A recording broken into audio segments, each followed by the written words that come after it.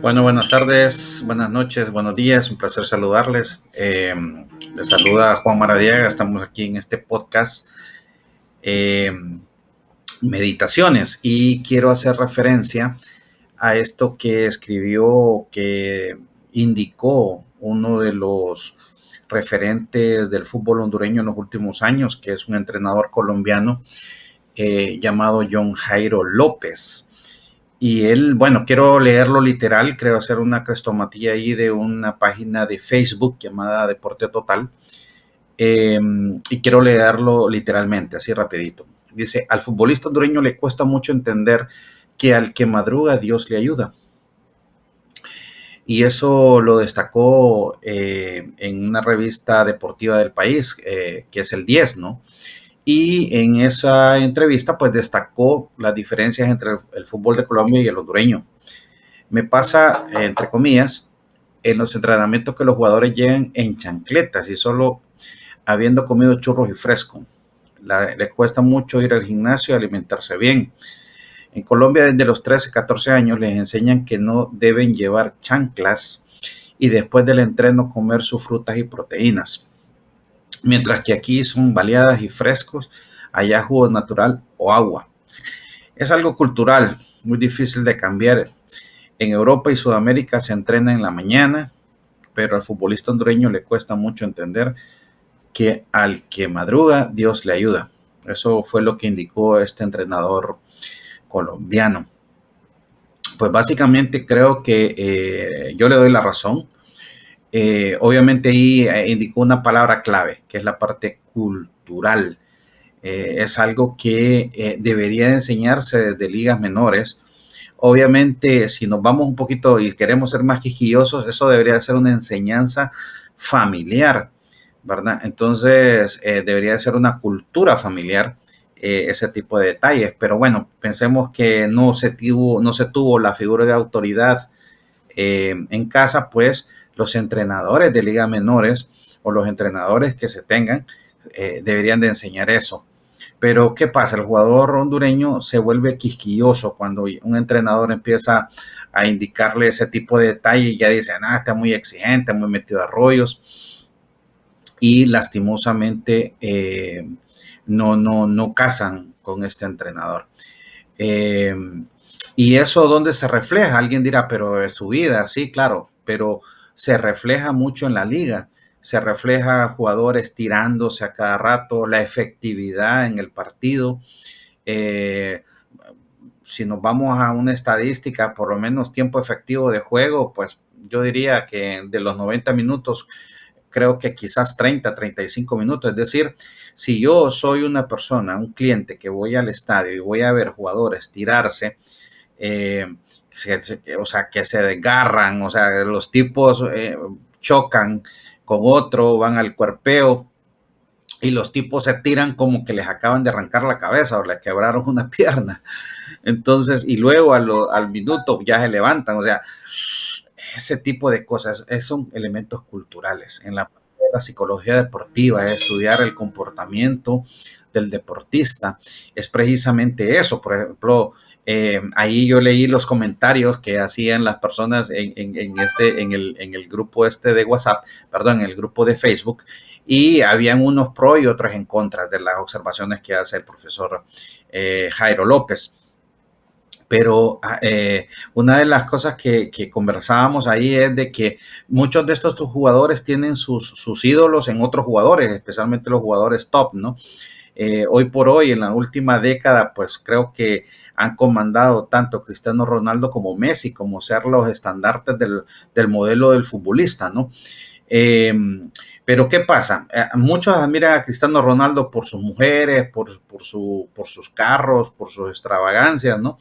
Por sus peinados, pero le admiramos por su profesionalismo. Imagínense cuántos años tiene el tipo y se mantiene como un jugador top. ¿Cuántos de jugadores de 20, 25 años quisieran tener el físico de Cristiano Ronaldo?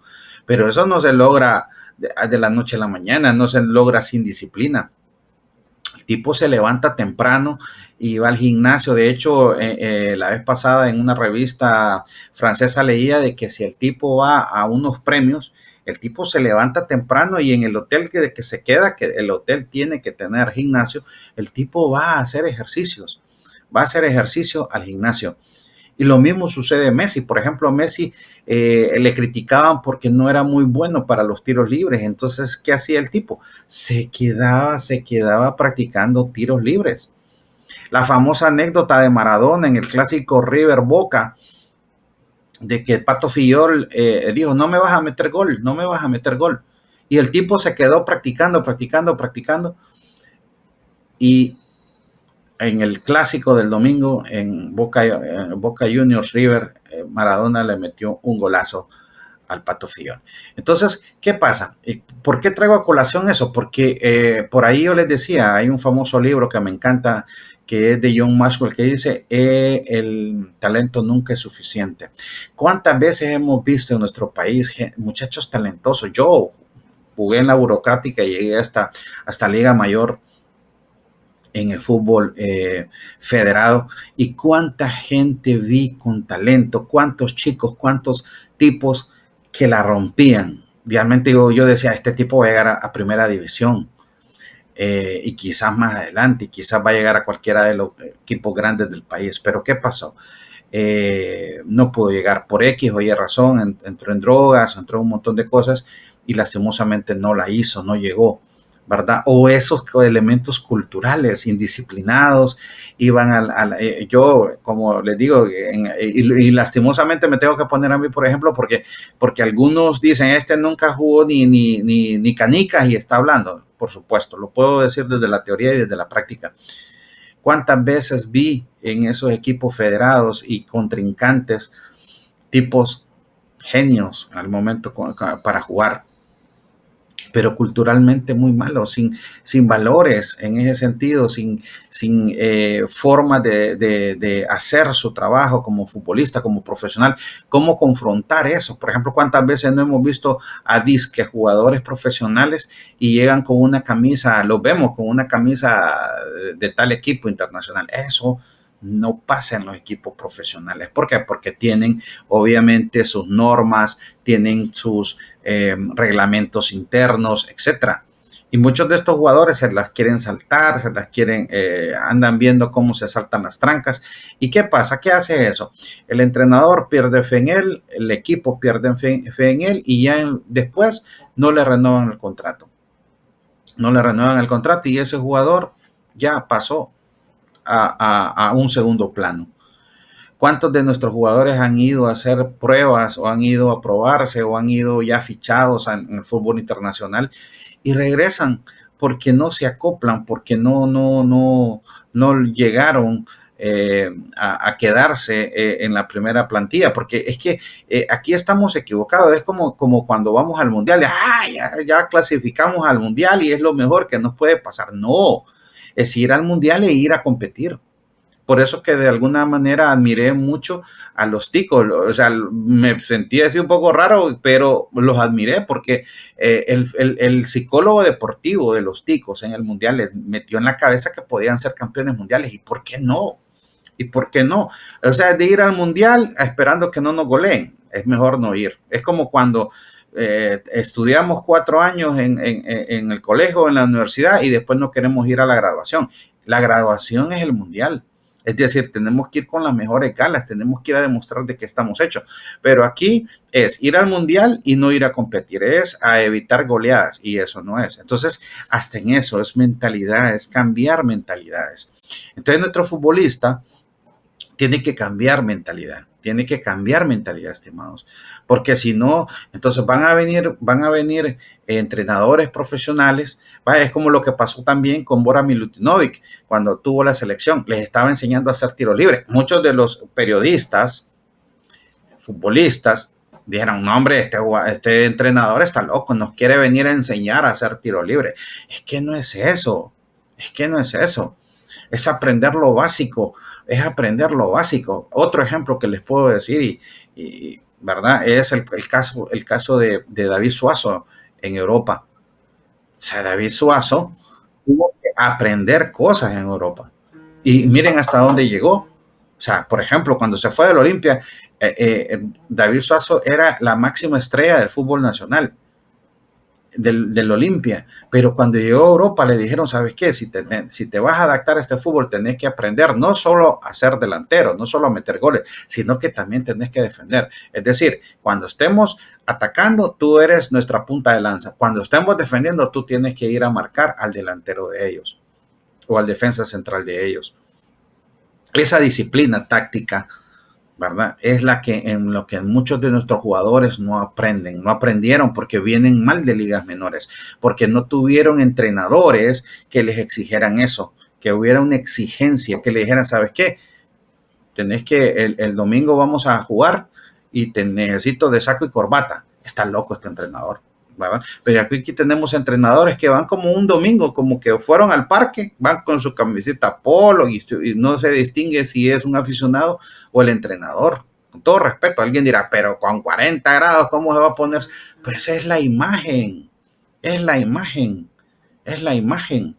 Bueno, si ven la Champions que tanto les gusta o que nos gusta a nosotros, cuando se bajan los tipos del avión, se bajan con saco y corbata, aunque vayan con tenis blanco, aunque vayan con sus audífonos, pero el requisito es que vayan de saco y corbata, ¿verdad? Entonces, tenemos que cambiar mentalidad para que nuestro fútbol sea realmente un fútbol profesional y salte al siguiente nivel. Tenemos que cambiar esos elementos culturales, cuidarnos.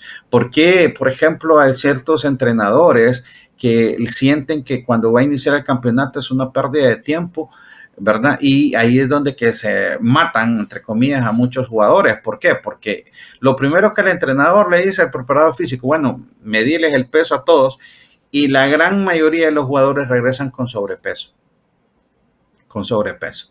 Y no voy a decir que comieron baleaco, pollo chuco, refresco, no, simplemente llegaron con sobrepeso, ¿verdad? No se cuidaron, no cuidaron su dieta, etcétera. Entonces, ¿qué pasa? Esos jugadores tienen que bajar de peso, el preparador físico los desgasta, los cansa. Entonces, ¿qué tiempo le da al entrenador para la parte táctica?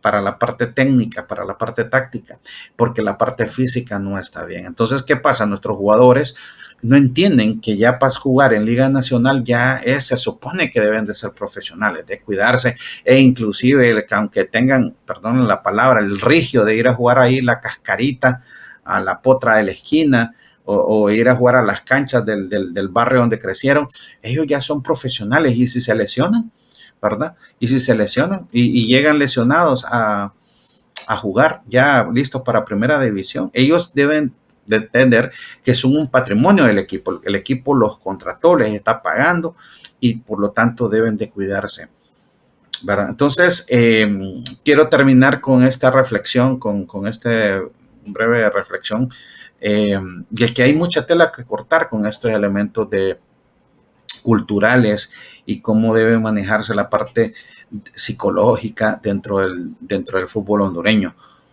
Y esta es una crítica para los equipos, ¿verdad? No sé si escucharon al Dibu Martínez, el portero campeón del mundo con Argentina.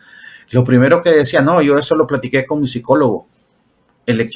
Uno de los principales entrevistados en Costa Rica era el psicólogo de la selección costarricense. Es decir, dos ejemplos de cómo hoy día en el primer nivel, en un mundial, está incluida la psicología deportiva. Solo en nuestros lados escuchamos entrenadores decir, bueno, perdí el domingo, pero esta semana voy a trabajar la parte mental. Un entrenador que no sabe qué es psicología, simplemente porque recibió una charla, un curso.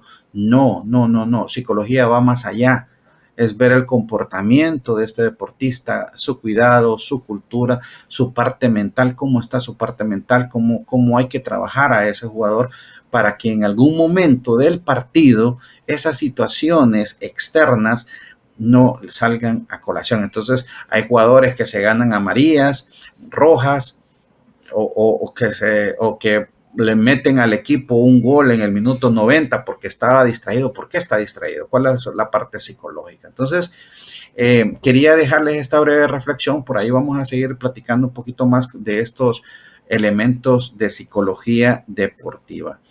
Para mí un placer saludarles. Estamos a la orden. ¿Verdad? Soy coach ejecutivo, coach de vida, parte de mi experiencia también en psicología deportiva y trabajo en una firma consultora llamada Expertia, que tenemos varios nichos de negocio que estamos listos para servirles. Por ahí les dejo mis datos personales si alguien quiere escribirme. Con gusto estamos para servirles, ¿verdad? Estamos en redes sociales y también ahí está mi teléfono. Un placer, estimados, Dios me los bendiga.